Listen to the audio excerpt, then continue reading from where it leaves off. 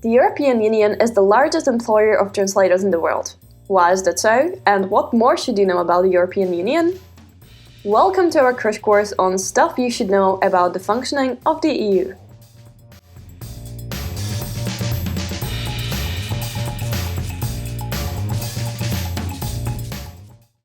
What institutions make up the European Union? What role do individual states play in it? How can you be an active citizen? Let's try to sum it up for you in simplicity. There are various institutions involved in the EU's decision-making process. In particular, the European Parliament, where politicians represent the citizens of the Union who are directly elected by them. The European Council, consisting of the heads of state or government of the EU member states. The Council, representing the governments of the EU member states. And the European Commission, consisting of commissars responsible for initiating and enforcing the laws of the EU and managing its policies. The vast majority of the EU legislation is adopted under the ordinary legislative procedure, in which the Parliament and the Council have legislative power.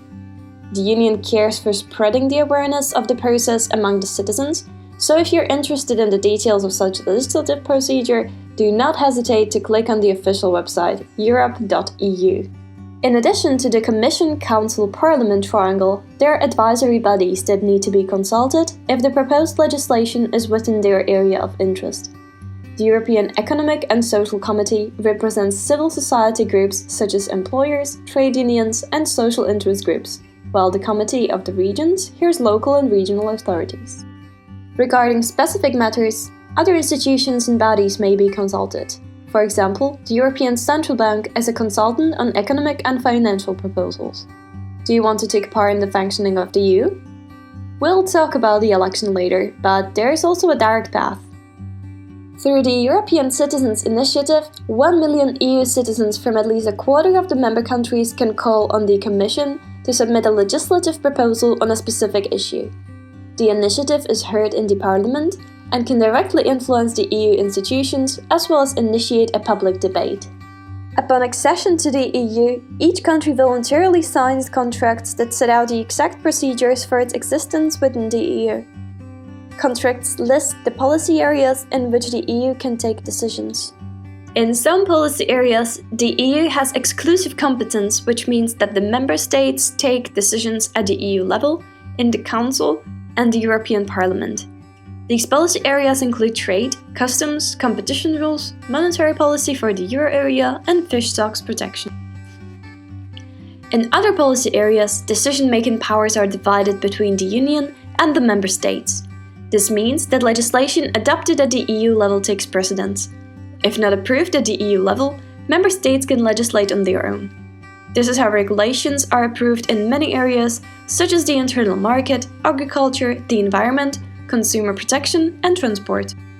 All other policy areas remain within the competence of the member states. Therefore, unless a specific policy area is specified in the treaty, the Commission cannot propose legislation in that area.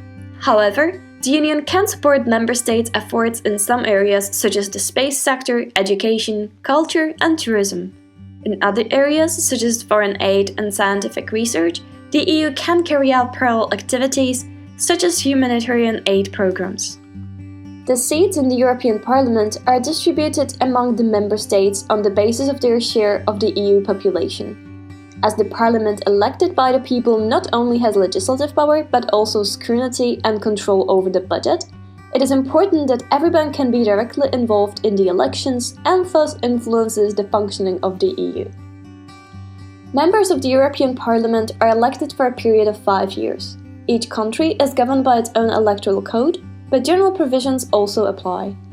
The allocation of seats is anchored in the treaties, and in addition to national rules, elections are subject to an election act, which you can also find on the EU's official website. The European Union is the largest employer of translators globally, as there are 24 official languages of the institutions. It is the Union's interest that each member has the same opportunity to participate in the running of the EU. The European Union is a unique association of states that help each other and move forward, respect their uniqueness, and work together. Not for nothing is the EU's motto, United in Diversity. If you want to learn more about the functioning of the administration of your local reality, check out our podcast about Slovakia, Austria, and Portugal. You'll find the link in the description below.